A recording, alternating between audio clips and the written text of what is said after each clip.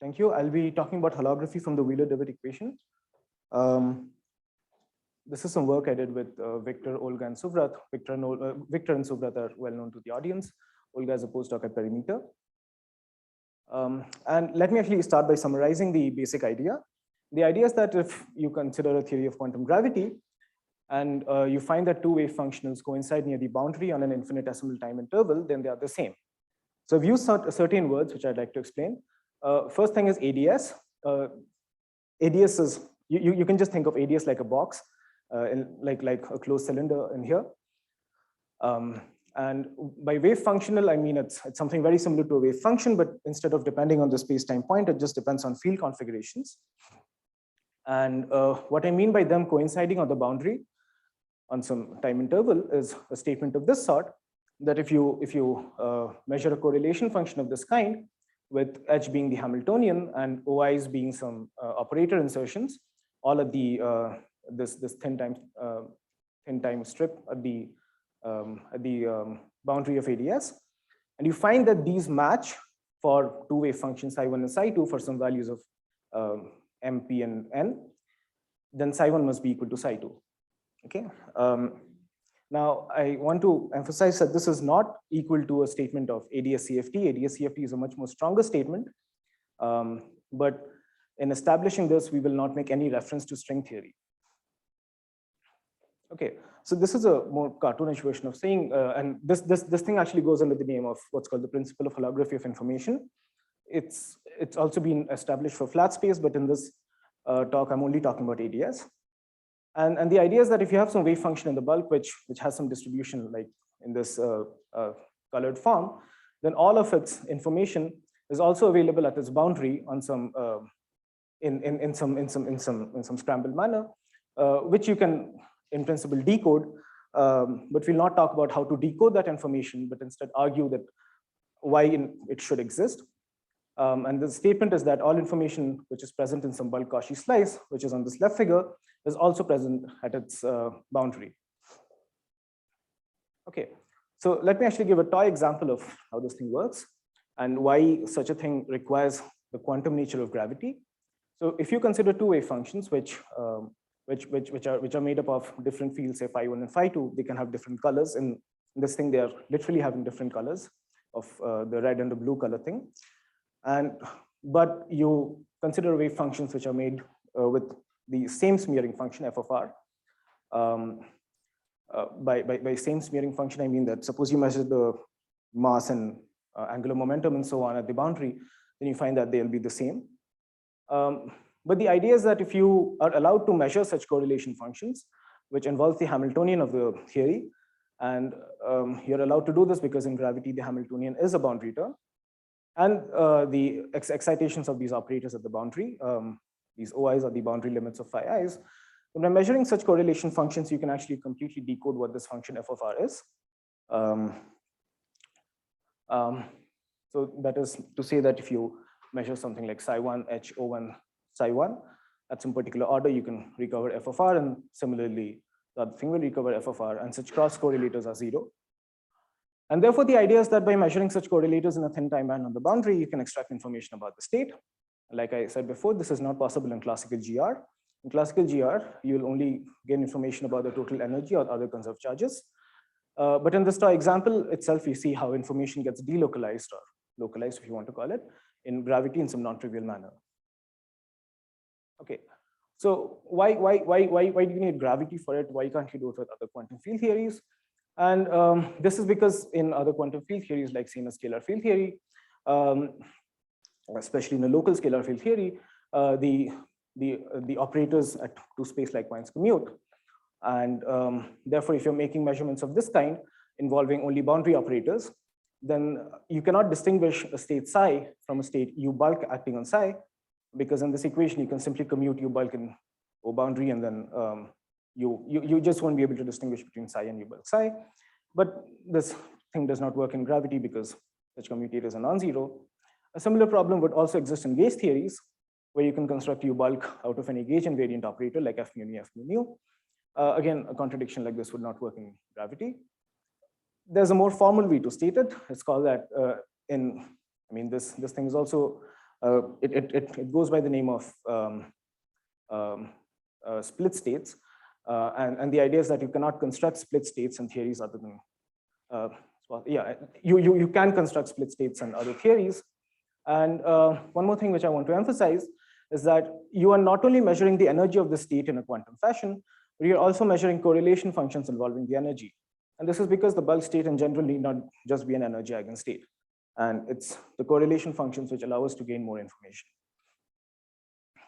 Okay, so now I'll actually try and give some more mathematical background to why I was saying all of this. And the idea in here is using the framework of what's called canonical gravity. These exact equations are not important. The Hamiltonian in gravity can be written in this nice form, which has some bulk integrals and a boundary term. And you can actually show that because of the constraints present in the theory, and if you follow Dirac's procedure, you'd end up showing that the bulk Hamiltonian is completely zero. And the way you quantize such a theory is to impose that the wave functions satisfy these constraints. This equation in particular is it's like the Hamiltonian acting on the wave function equal to zero, and this is like the momentum operator acting on the wave function is zero. And this goes by the name of the Wheeler-DeWitt equation from the title of the talk. And you can think of these as the Schrodinger equation of gravity.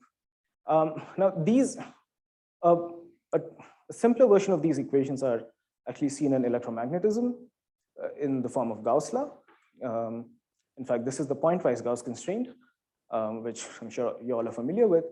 And these in general are very hard to solve when you uplift them to gravity. Like if you consider these equations, they are in general very hard to solve. And in this talk, we'll not actually be solving these equations in full generality, but we'll study them order by order in perturbation theory in G Newton. So a convenient way to do this was found by Kuchar in forgetting the exact year, but you can, the idea is to expand the metric as some fluctuations over the fixed ADS scale. And these Hij characterize your fluctuations. And you can decompose Hij in terms of longitudinal and transverse modes. Again, these exact details are not important. What we'll find is that the transverse traceless component and the trace of the transverse component actually become important later on, but the details are not necessary now. Now, just as a another point is that the pointwise constraints which I talked about before, like the pointwise Gauss law, these are difficult to solve even in full perturbation theory. But what you can do is you can consider what are called integrated constraints.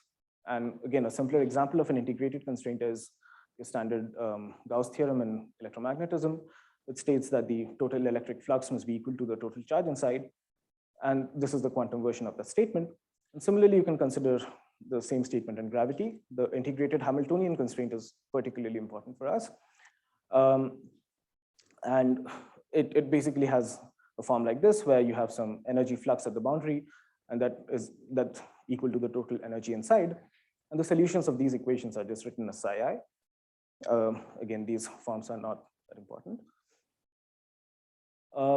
So what you can show is that psi I would depend on the transverse traceless modes, which are the gravitons, the scalar matters, and the value of the boundary Hamiltonian. And you can actually write down a solution of that equation, this equation in some nice form, which just looks like some Fock space wave functions at some given energy. And these Fock space wave functionals are similar to the Fock space wave functionals in, let's say, in a harmonic oscillator, where you just act with ladder operators on some ground state wave functions, which are Gaussians. So if you forget about some Laplacians here, then these are exactly Gaussian. And anyway, these constraints actually show how the dynamical degrees of 5 minutes left. Yeah. These constraints show how the dynamical degree of freedom in the wave functions are correlated to the value of the boundary Hamiltonian. In fact, in this particular case, you can also solve the pointwise constraint to the leading order. And it has some form which we don't exactly need it now. And this e power I kappa s is really just 1 plus I kappa s, because it's only to order, it's only to the leading order. And okay, so now I'll actually discuss how that's relevant for holography. And this is quite a general statement. don't get confused with the notations, but the idea is that if you consider some general density matrix, which you can make up with the general solutions of the pointwise constraints, and you impose that such correlation functions are equal for two density matrices rho1 and rho2 for arbitrary values of MP and rho. Actually, there's some limit on this, but it's quite large. And then these O1s and all are are composed of graviton and the scalar modes at the boundary, and this edge boundary is literally the boundary Hamiltonian. And then the idea is that if you find that these things are equal for these operators in this thin time window, then C1 must be equal to C2, and hence the two density matrices would be the same. You can try and prove this in some manner. The proof usually goes by considering the difference of the two and by inserting a complete set of energy eigenstates, and that spits out these components of EMs and these kind of factors. And then by using some analyticity arguments, you can actually show that C1 equal to C2, but I'll not go into the details.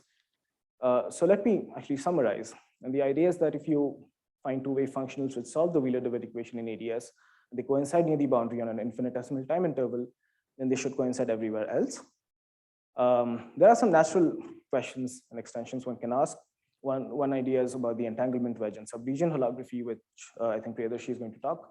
And then there's questions about whether you can extend this to the Sitter space. In all my talk, I have restricted to general dimensions, but certain properties of ADS2 and ADS3 are things which we have not yet explored. And then whether or not this can be explored, whether or not you can understand this for the black holes is, of course, the eventual question one would want to get to. And then does this have any relevance for flat space holography? And so on. Yeah, that's it. Thank you. Thank you, Chandra, for your talk.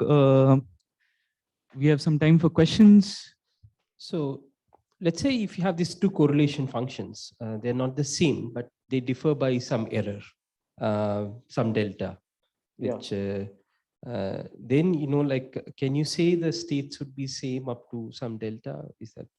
Well, I mean, you would always have to put some order of, so okay, there's another algorithm we have in order to decode the state completely. Let's say that you give me the values of such correlation functions, and I find that they are equal up to some accuracy. And if it's below my tolerance, then I'll accept that they're the same or something. I cannot exactly give you, if that's the question you're asking. There's always going to be some tolerance factor. But can you give an estimate of how much the states will differ by that circulation? Let's say the overlap or something, how much it differs by. Yeah, I think you can do that. If you make, I mean, if I follow another algorithm to do it for some specific classes of state, then I can tell you the overlap. Yeah. So some extension towards de-Sitter. Yeah. So it's like, I'm just asking for curiosity, which kind of I have a question actually. de-Sitter space you were talking about or something? Yeah, I'm actually not the right person to ask about de-Sitter space. Me or someone is a much better person. Okay. Yeah. No problem. Chandramouli, I have a question. Can you hear me? Oh, okay. Yeah, sure. Yeah. What about the question of ultraviolet divergences in the general formulation of the Wheeler-DeWitt equation? You wrote down an equation for quantum gravity. Yeah. So any comments on that? It's just important beyond the free field theory that you did, right? We'll be looking at low energy things. We're not going to high energies at all. So what does that mean? I mean, you will encounter some loop diagram some point, right? You want to compute higher order effects. Otherwise, you're just doing free field theory, right? Of gravitons. There's still a Gauss law which exists, right? So that's the one. That's fine. That's fine. The Wheeler-DeWitt equation. I mean, is there some insight about the issue of ultraviolet divergences in the definition of the Wheeler-DeWitt equation? Yeah, but that's, I mean, I'm not sure if I have any comments on that. Yeah. So this is just a statement about free fields of gravitons, basically. Spin 2 gravitons in 4 dimensions. With the Gauss law constraint, yeah. Yeah, I understand that actually. But the degrees of freedom are just free fields without interactions, right? Just propagating gravitons. Yeah. Okay. So you don't know how to do systematics beyond that, right? I mean, there's some formal argument, but there's no explicit computation to next orders in the coupling constant. Any other questions? Okay. Since there are no other questions, let's thank Chandra again, and